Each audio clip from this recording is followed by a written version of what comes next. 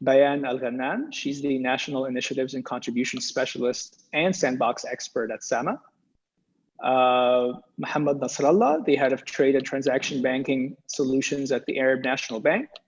And finally, Yusuf Az-Zamea, Team Leader at the Policy Development Department at the CMA. So welcome everyone, thanks for joining, and excited to tackle Saudi fintech ecosystem for the next hour or so. So I'd like to kick things off with you, Najoud.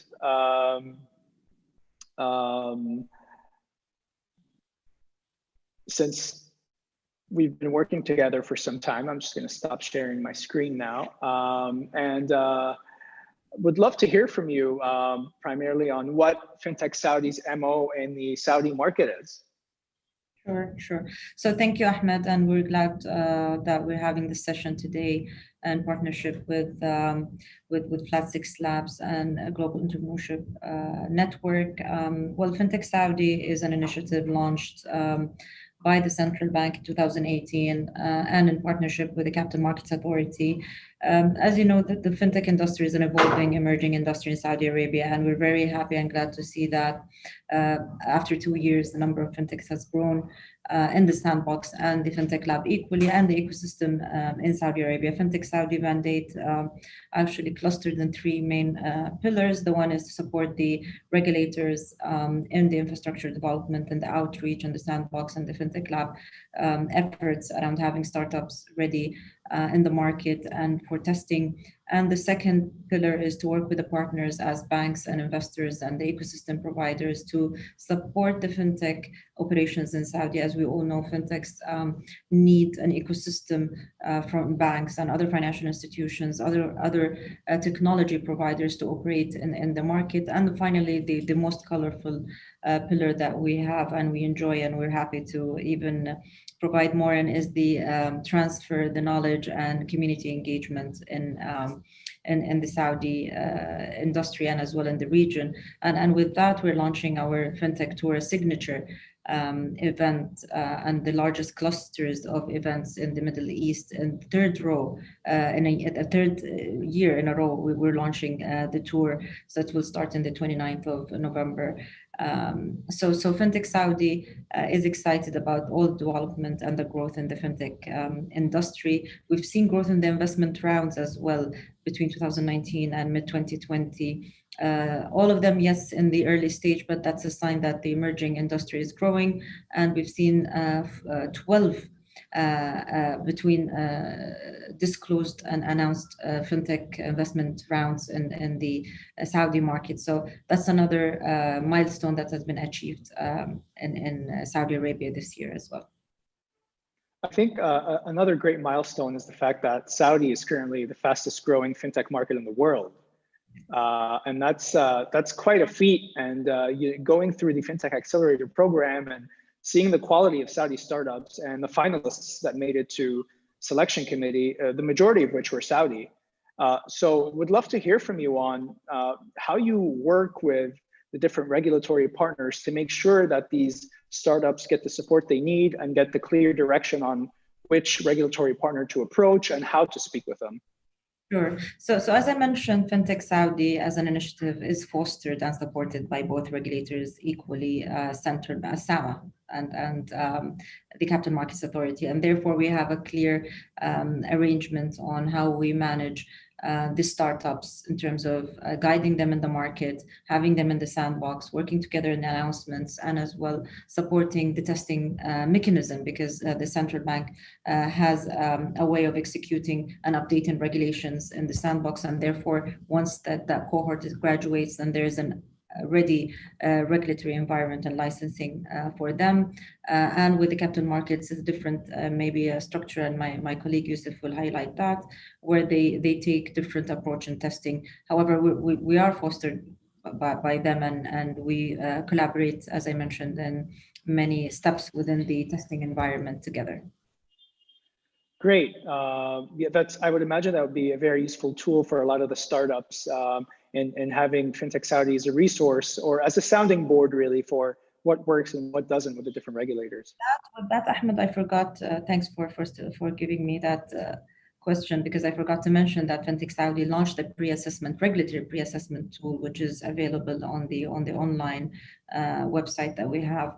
That the role of the assessment tool is to pre-assess startups and give them the direction on the landscape of the regulations, and that's available for everyone, and each step that is required from regulatory perspective, and it's updated. So it's a very important tool that we invested in. It's a legal tool that can support fintechs exploring the market in Saudi as well. Super. Thank you so much, Najud. I got a little bit too excited and jumped the gun on asking you questions and forgot to mention that we're leaving 15 minutes of Q&A until the end of the session. So if you have any questions, please start sending them from now so we can address them later. I'll move on to the regulators now, Yusuf and Bayan. I have a few questions for you, and I think some folks do as well with respect to you as regulators and gatekeepers to the industry. I'll start with you, Yusuf. So what do you look for, and what does CMA look for in companies looking to license in your legal jurisdiction? And I'm asking from a regulatory fit perspective. Okay, thank you, Ahmed, for having me, and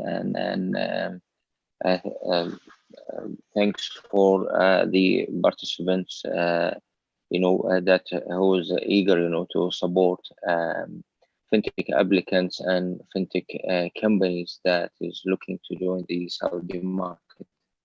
When assessing an applicant, we look into two major areas. One is the technology itself and how it adds and how it re-innovate, providing the security service on the Saudi capital market. And the other part is who is the team and who is the service provider in terms of capability, knowledge of the of the Saudi market and so on. So the technology is crucial, and the way that it would be conducted in the Saudi market is another part. So we'd expect that the applicant, to at least has a bit of research on the, economic, factors that lead to a successful experiment during the lab and, expansion after the lab. Technology, when it comes to the technology, it seems that, some applicants do have an idea in how to, for example, onboard the clients, engage them and so on. But, they should also consider how to integrate with the other service provider within the Saudi jurisdiction. When it comes, for example, to outsourcing some of the function to either an authorized person on the Saudi market or to a Saudi bank and so on. So these are all, when it's all put together, it would create a viable business, and on the long term, it will be sustainable to enjoy a widespread implementation after the sound books when the applicant graduate and try to implement the fintech in a wide scope within the Saudi market. There are a bit of details, but I would actually suggest that an applicant to visit the fintech website in the fintech page and the CMA website. Also have a flavor of understanding in what is the fintech instruction is it trying to clarify exactly. If there is another area of regulation which is also applicable to the fintech model, we would actually suggest that the applicant has at least fundamental understanding of the regulation. Maybe this is what comes in my mind. If there is any particular question, I would be happy to answer. Got it. No, thank you very much, Yusuf. And before I ask you a few more questions, Bayan, I'd like to ask you the same question I just asked Yusuf. As a rep from SEMA, what are you looking for with respect to a regulatory fit? So I understand companies apply to SEMA through Sandbox. Are there any specific things you look for that would be useful for any founders tuning in today? Thank you, Ahmed, for asking this good question. But first of all, I want to thank you for having me here in this very exciting topic. And I want to welcome everyone who are joining us today. Of course, there's like a key criteria or very big elements that we are take into consideration when we are reviewing the applications. The most important thing is the genuine of the innovation. The second thing is the customer benefit or the market benefit, and the ready or the readiness for testing, and of course the plan that the fintechs are bringing to SAMA. When we see or when we say about the genuine innovation, we mean the innovation must demonstrate a significant difference from existing offering in the KSA, and must offer as well a new use for existing technology that are applied in the KSA in a previous time, or scale up the existing technology as well, as I mentioned before, in Saudi Arabia. And when we are mentioning the consumer benefits, the innovation must present an idea significant improving regarding of the quality of the services or the benefit of the customers regarding the financial services that already has been in the market. And also it has must be brought a good testing or a good plan, which means that Yusuf has mentioned before, the understanding of the regulation and the willingness of integration plan with the third parties that are providing services that must be in the fintechs, as the authentication, or even any different service provider. So this are the key elements that we are looking for in the sandbox, and of course the as I mentioned before, the plan. The fintechs must provide SAMA with a very good plan, first for the application itself, and the testing, and of course exiting the sandbox. They should provide us a very good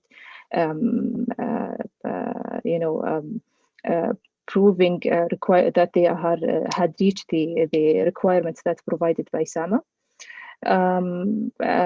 to exit the sandbox, either to have the license or the approval from the sandbox. Got it. Thank you, Bayan. I'm going to follow up my question to you with another question. What advice do you have for fintechs looking to set up and operate and succeed in the Saudi market? Honestly, this is a very good question. They need to understand first the market, the need of the market, the type of the services that are already existing in the market, and the most important thing that they need to provide a very good use of technology, and have a very good understand of the risk and the impact that they are bringing to the market.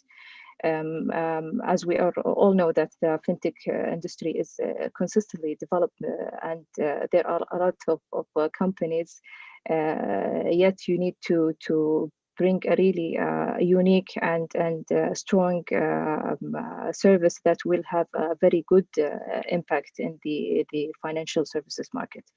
This is my opinion. Absolutely. Thanks for that. Yusuf, do you have anything to add to what Bayan shared? Yes, it is actually a good question, Ahmed, because there are like some financial services already, well served on the financial industry in the Saudi market. So if I were an applicant, I would actually look into untapped services, which would actually either complement some of the financial services already provided or add to them.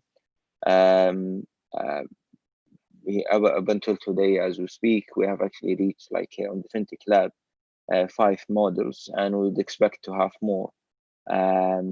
Generally speaking, there are like different like setup for like different Fintech providers, but the customization of the surface will differ based upon the potential clients they want to serve. So again, understanding what is, let's say, untapped market or less served client base is important. Also, an applicant should look into the general direction of the economy. So there might be some let's say objective that the financial industry is looking to achieve within the 5-6 years coming, within the, let's say, the financial sector development plan. And they would actually if they are going to evaluate what's going to be needs, is that a surface that the financial industry is trying to capture on the coming years. This is one. Second, there might be a chance that already well-established financial institution is looking to partner with a fintech provider, where they would actually together better serve a certain segment, which will present a viable business again in the Saudi market. So I believe that most of the applicants who already applied and perform business internationally do have actually the concept how to search for a certain either unserved sector, unserved base of clients, or advanced certain services in both ways, either to expand and better reach the client, or for example minimize the cost and so on. But for us as a regulator, we are open for for any innovation. What we are looking is that we are looking for a convincing application and convincing concepts where we would actually support and enhance during the testing on the Fintech Lab. Got it. Thank you, Yusuf, for that. And to take things into more of a macro perspective, I think any startup, no matter what industry it falls in, whether fintech or anything else, that solves a problem is destined for the first step of success. But then comes the execution around working with the select partners and the regulators and so on and so forth. Again, I'm just asking the audience, if you have any specific questions, you'll find a Q&A box in the bottom of your window. So please plug in your questions there so we can address them at the end of this webinar. Hamad, I'm going to move on to you. It's a pleasure for you to join us. Glad to have you here. And you're a very important piece of the pie. You are the financial institution that ties a lot of this together. A lot of fintechs have to operate with financial institutions in order to be able to access markets and move money. So would love to hear your thoughts on the progress and the role of financial institutions in advancing the current ecosystem and how you see that evolving in the next year or two. Thank you. First of all, Ahmed, is it for me or sorry, was Ahmed or is it Muhammad? Muhammad now. Muhammad. Yeah. Muhammad. Okay, so that's me, Ahmed. So I'll take this question before you go. Thank you, Ahmed, for having us on this webinar, and it's definitely exciting times for the Saudi fintech scene, especially. We were, as a cash management business, we were looking for opportunities on where to grow, because as you know, cash and trade has now become a commoditized business in the market. And then, banks were looking for opportunities of where to grow, and come fintech scene in Saudi that offers us a tremendous opportunity to actually offer our services, banking as a service, to fintechs who require our services to basically position their product to the market. So effectively, the bank, we as the financial institution, has actually positioned ourselves to be an enabler in the market for fintechs and offering them services that they need to basically succeed in the market. So these could be services that relate to the cash-in for e-wallet companies, for example, then offering cash-out for e-wallet services. There are companies that are doing POS acquiring, there are POS aggregation, there are companies that are doing e-commerce aggregation, and there are companies that are involved in Sadat bill aggregation. So, the banking is a pivotal part of all this. And unless the bank has products available for these companies that will enable the cash to come in and then cash to go out, these companies can't function. So there's a tremendous opportunity in the marketplace for banks to basically position themselves and to sort of take advantage of this new opening. And quite frankly, banks don't have the wherewithal to go and immediately serve the underserved or unserved banking sector in the market. There are Twitteratis who are selling online. There are sale happening on social media, and there are people who are requiring e-commerce services. The banks can't just simply go there and to service these clients. And so therefore, the fintech companies are playing that role to actually focus on a particular business. And they're going and getting after their clients and bringing them to the bank. They have one connectivity with the bank. And we enable service for them. So really, for us and for the market, and especially the drive that the market has and the national initiatives to digitize the economy, be at 80% digital transaction by 2030. Something that, and these companies are actually driving that. And we've seen the shift. I remember when I came to this part of the world about 10 years back, we had a business called Cash Pickup. 35% was, less than 35% was digital. 65% was cash-based economy. Today, if you go to our clients, then 65 to 70% of their transactions are digital, either happening on POS business or happening on e-commerce business. So the PSPs are again a huge.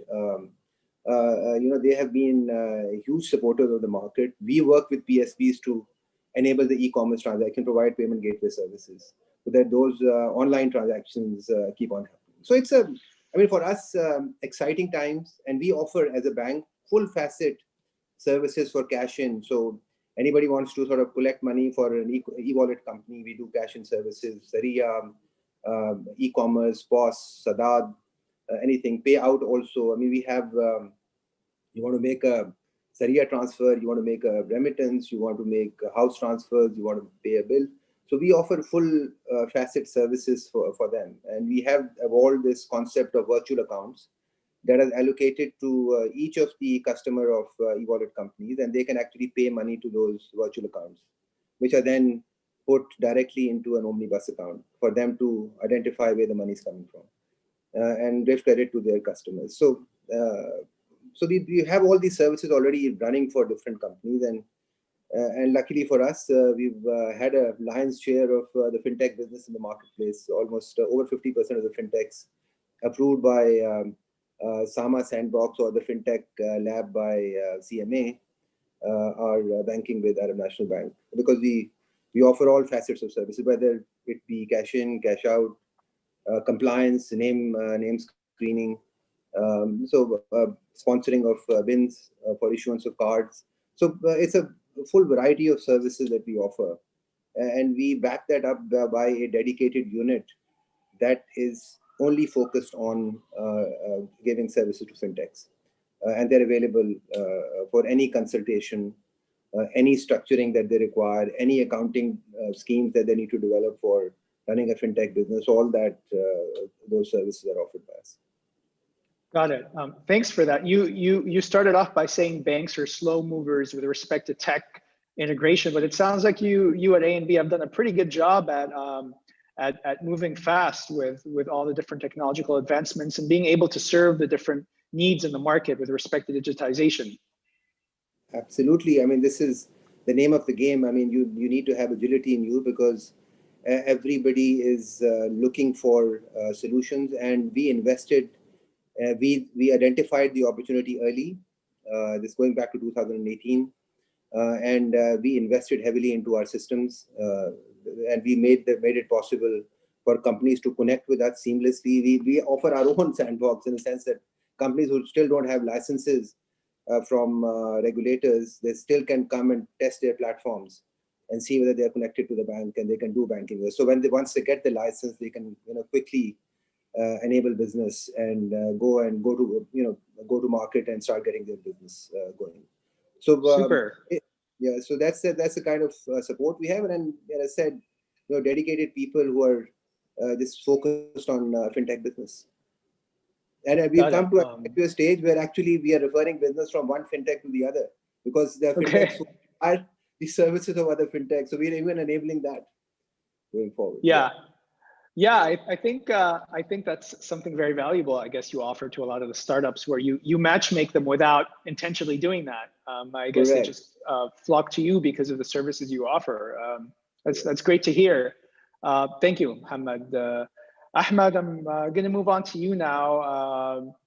You're the entity that glues all of this together, right? You glue the regulators' approval with the banks' operations, with the support from the ecosystem partners like Fintech Saudi. So, would love to hear about Manafa's journey to date, and would also be great for this to turn into a discussion now where any of you, Yusuf or Bayan or Najoud or Mohammed, please feel free to chime in to Ahmed's story, and would love to hear your contributions. Of course. First of all, thank you, Ahmed, and thanks to Flat6 Labs for their invitation for Manafa to come here, present alongside with CMA representative and Sama, and also Fintech, Saudi Fintech, and also our partners, Arab National Bank. And I would like to highlight one thing, since we were talking about Arab National Bank. Arab National Bank were and still our partner, our banking partner. They were one of the few banks that have a very reliable IT infrastructure and fast respond to their services. We are integrated with them, and alhamdulillah, since then we have faced no issues, alhamdulillah. Thank you, Ahmed. Thank you. Most welcome. This is true, not compliment. Since the beginning of the financial sector development program, 2018, if I'm not wrong, Manafa was founded, and we were licensed by CMA.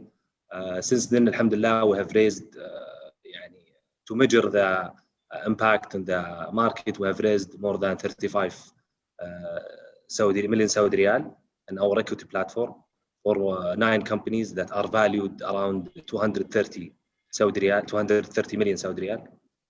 And also on our debt platform, which is licensed by Sama, we have raised around 30 million in a very short period of time, alhamdulillah, for around 10 companies by 20 opportunities.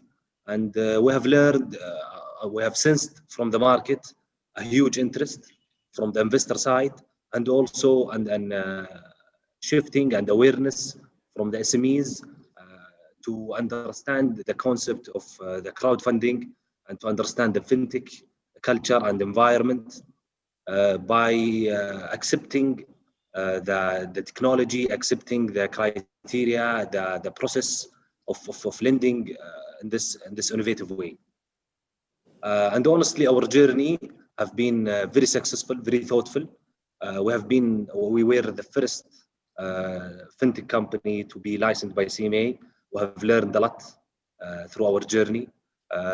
They weren't easy, I'm telling you, but this is one of the lessons we have learned, that the regulators are very keen to enable the fintechs, but at the same time they were interested, and there is no zero tolerance that to protect the investors' money, and also the awareness. There is zero tolerance, and this is one of the few lessons, one of the many lessons we have learned at the beginning of our journey with CMA and Sama also.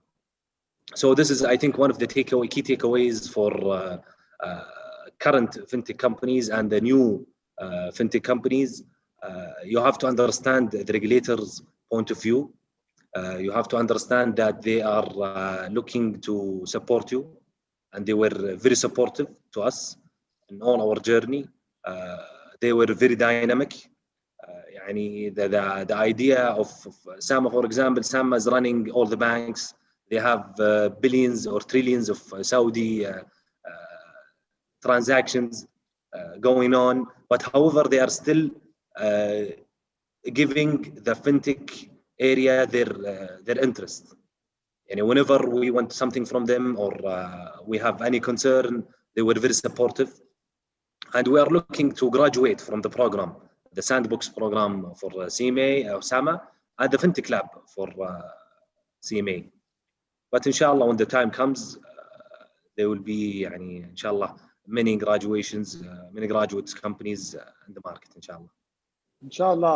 I like that you segued into the role of the regulators and sort of why they do what they do. And Bayan, I see your hand is up. I feel like you have something to say about SAMA's role in all of this. Well, actually, I want to welcome Ahmed in this session, and I just want to mention that really Manafa is one of the crowdfunding company that they are,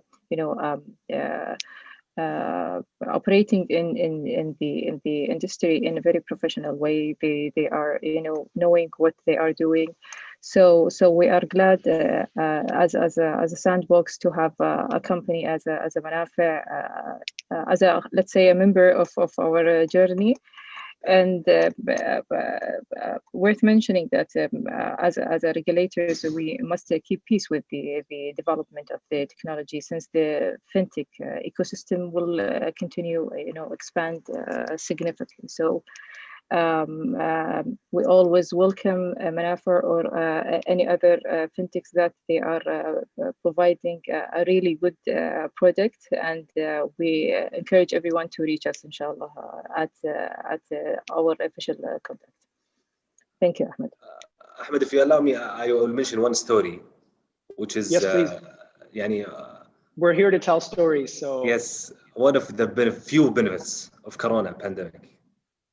Before the pandemic, for example, one of the parts of the process, which is the e-signature, SAMA and the banks and all the financial industry were obligated to have the client actual signature. After the pandemic, the SAMA allowed the e-signature, for example, and this is to prove that SAMA and the regulators, they are keen to enable the market. They are not a stone to stop everyone from doing their work. Yeah, thanks for that. Bayan, I think you have something to say again? Yeah, just Ahmed, worth our mention, very, very good point. And as we are mentioning things, worth actually that Ministry of the Commerce likely add a new feature, I think, where the companies could register their activity as a fintech. I mean, as a government or a regulator in general, we are always open to the new ideas, to the fintechs. Since it is the service will bring a really good value and will achieve the goals that has been set in the vision or the FSDB program. So thank you, Ahmed, for mentioning these interesting points. And we are, as I said before, very glad to have you here with the Sandbox as a member in our journey. Thank you, Bayan. And also, I think on behalf of the private sector, what we have seen as a model from the government entities such as CMA and SAMA is an interesting model. The Sandbox and the Fintech Lab is a very interesting model. Currently, as you mentioned, Bayan, there is many activities that are done in the market, not fintech, but something like fintech. There is no specific activity. You cannot open a business with, for example, cloud kitchen. I'm not sure if it's true or not. However, there is a move for more flexibility in such areas. However, I think there is still area to improve that There is another ministries, for example, Ministry of Communication, Ministry of Municipalities. They can do something like this model, and I think the impact will be huge. Imagine how many companies will found or shift from their current business to new businesses, how many money will flow into the market. Yeah, I think you know, the regulatory support is vital to the success of this industry. In some industries, one can do things and apologize later, but I think when it comes to fintech, it's a bit of a tricky sort of industry where there's a lot at stake, and so it's great to have bodies like SAMA and CMA in Saudi who read things early and sort of are a bit ahead the curve when it comes to putting in the right regulations.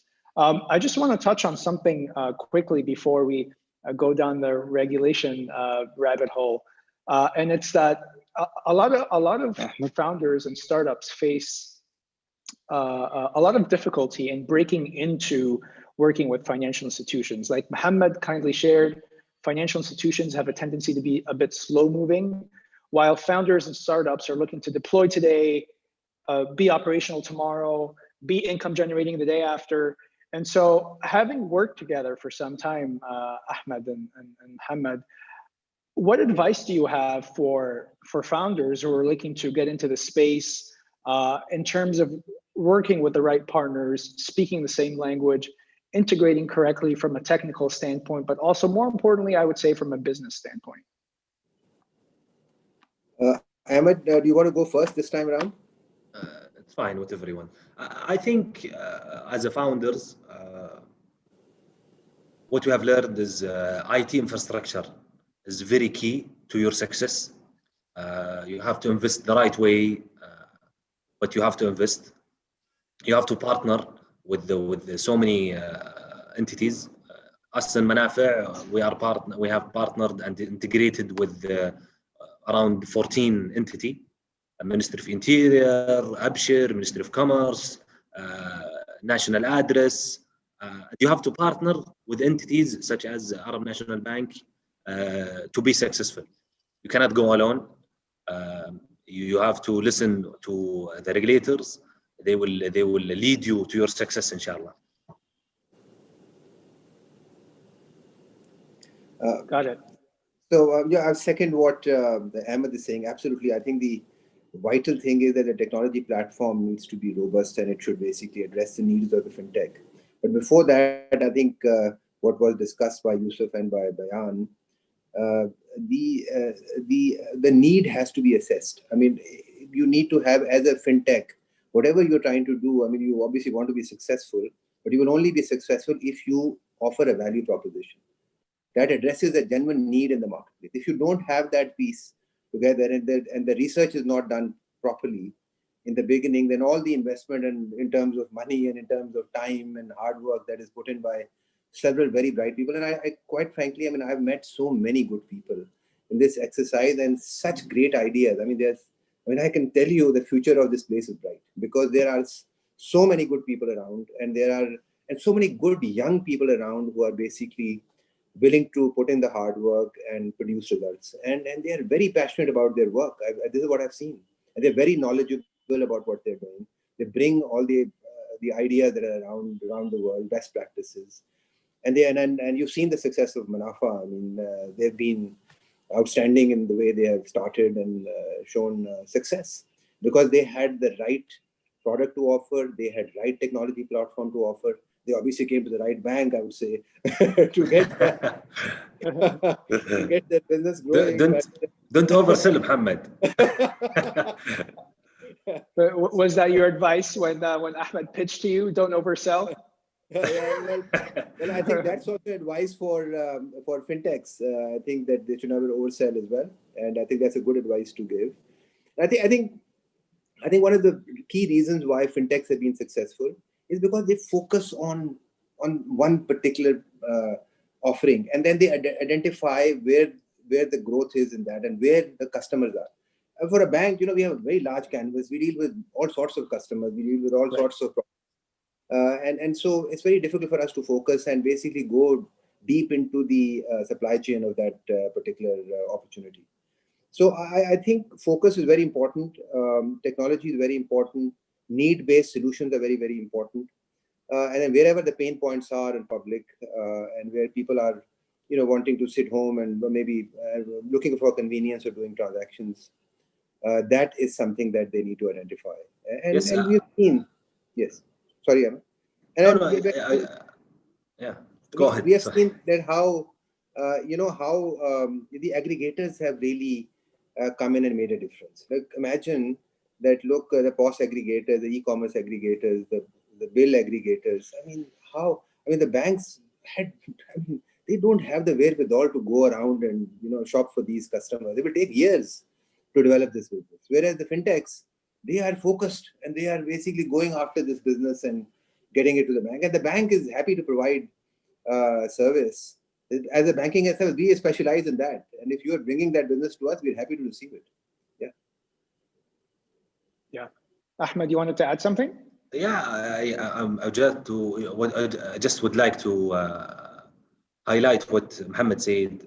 If you don't have the right proof of concept in any business, not just fintech, you will not succeed. If you spend millions and then the IT infrastructure, if you partner with everybody and you don't have solid proof of concept, marketable product, this is not going to work anywhere.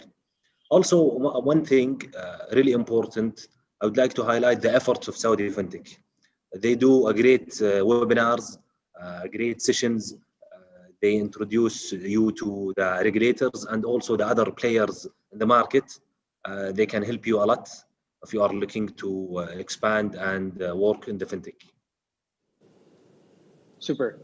Thanks, Ahmed and Mohammed. Yusuf, you had something to add?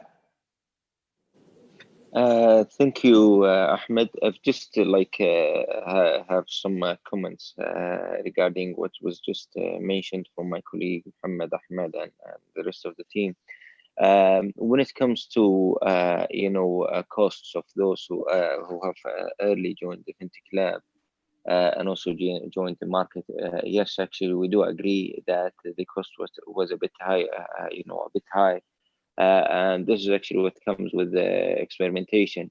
For example, the CMA could actually issue a regulation for crowdfunding immediately, which we do actually normally with other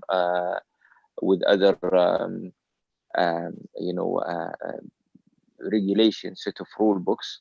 But we have actually preferred to give a chance, for applicants to develop their own, their own models, and to work together also and find the right recipe for the financial industry in Saudi Arabia. So yes, and we have realized the cost of the applicant later on. This is why we have actually jointly with SAMA established Fintech Saudi, and they have lots of agenda in their table to consider how to support fintech players in the coming like year or two. When it comes to protection of clients and so on, actually this is what the financial industry in the Saudi Arabia is well known about, which is protection and sustainability. So this it also add a lot to fintech players that they would actually come up with the fintech model that is sustainable and reliable on the long term. COVID unfortunately has affected all of us. It increased the uncertainty, and we have tried our best also to be close to the applicants to understand with them together how to overcome whatever obstacle coming. So, for example, we have actually extended some of the deadlines to applicants.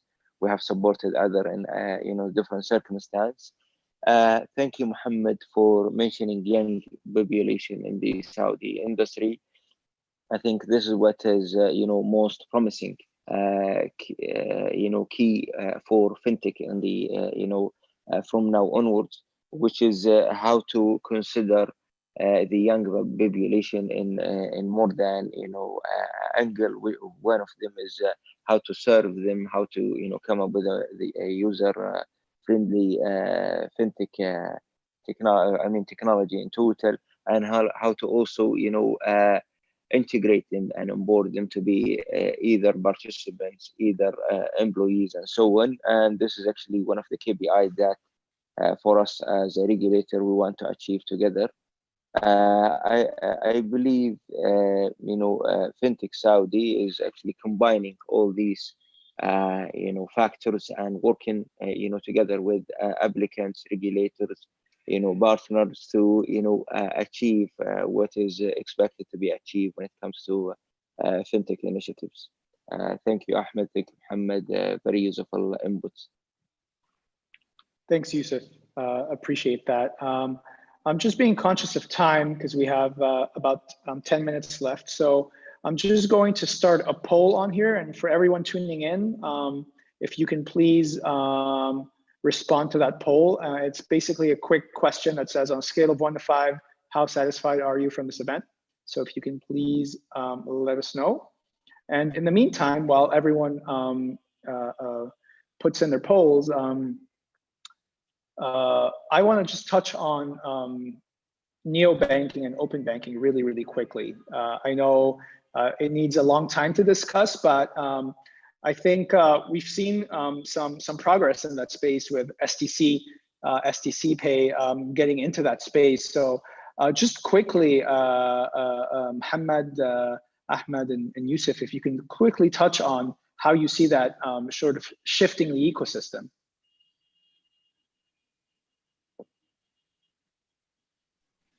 You're on mute. I will Mohammed. leave it. I will leave it to Mohammed and Ahmed first. Yep. You're on mute, I think Mohammed. you're muted. If you can unmute.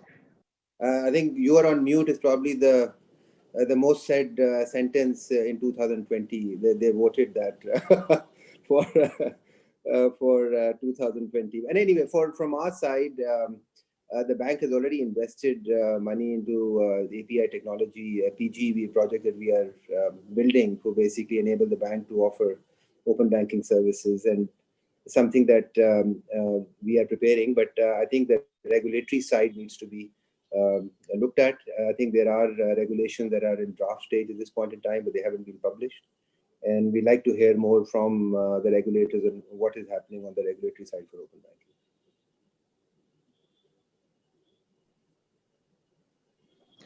Yeah, I agree with Mohammed. I think there is still room for new innovative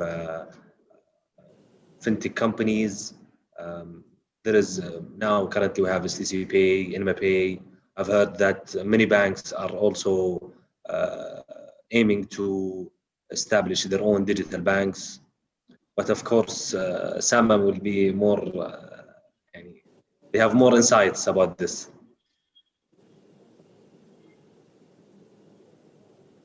Okay, thank you, Ahmed and Mohammed. Exactly what Mohammed mentioned and said about the open banking. It is a very big project. But maybe it is difficult to set like an accurate date or accurate update in the meantime. But definitely, Sama is working to develop the infrastructure to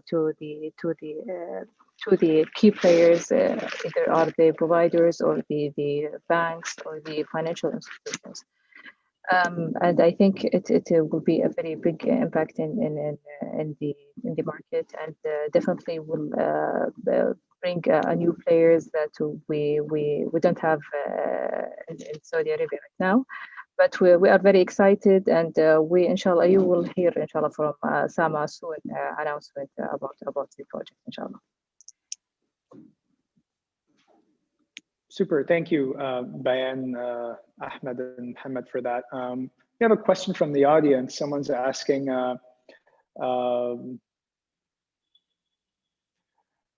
trying to understand it. I'll go with the first question. Someone's asking, what are the direct mechanisms to pitch a business case? I'm guessing that question is directed towards the regulators.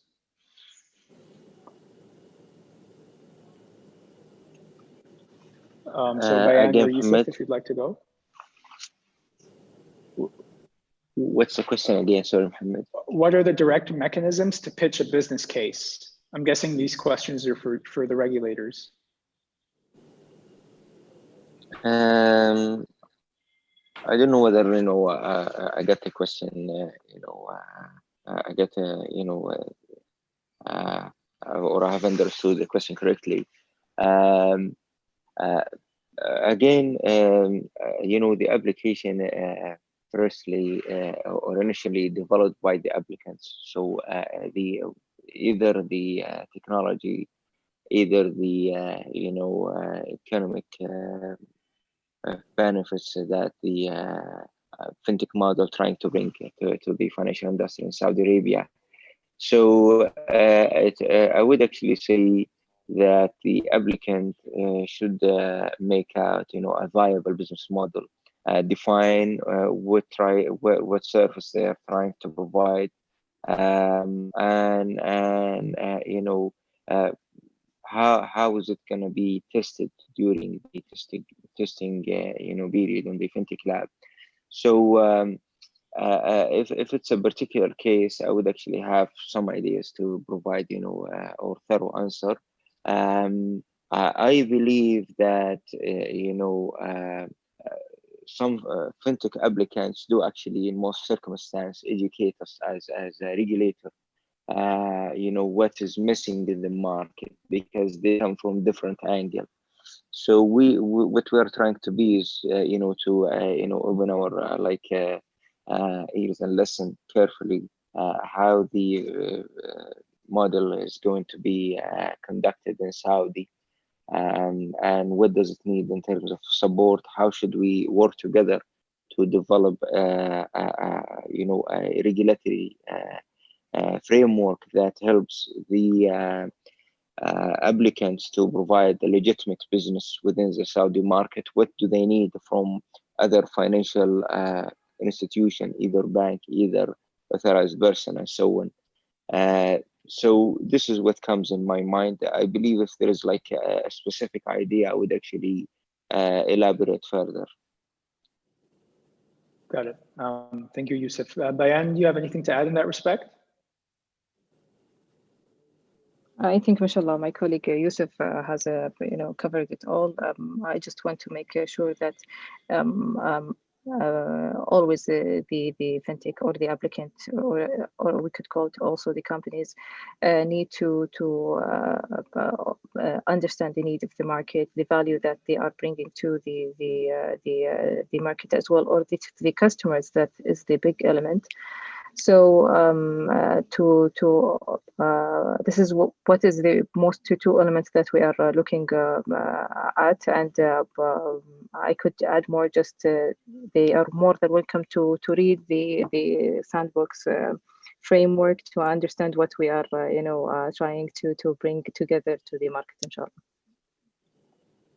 Wonderful. I think that pretty much sums it up for today. I want to thank you all for joining today. This was a really, really fruitful discussion. I think a lot of the attendees, whether founders or ecosystem partners or folks interested in the Saudi ecosystem, are walking away with some valuable information. So regulators, Bayan and Yusuf, thank you very, very much for joining and for adding value to this conversation. Ahmed, it's lovely for you to join us and to tell us about your story to date, and we wish you success going forward. Muhammad, thank you so much for your input on what financial institutions can provide and how to support the fintech ecosystem. And Najoud, thank you again for joining. It's lovely to have an institution like Fintech Saudi in the ecosystem to support the founders and the entrepreneurs alike.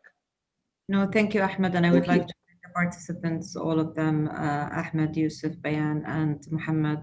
It's really great to have you and supporting these sessions along the way as we progress in the industry. So thank you very much. Thank you all for joining. And please tune in a week from today. We're holding our next webinar series focused on the Egypt fintech ecosystem. That's taking place on the 24th of November at 2 p.m. GMT. That's 4 p.m. Cairo.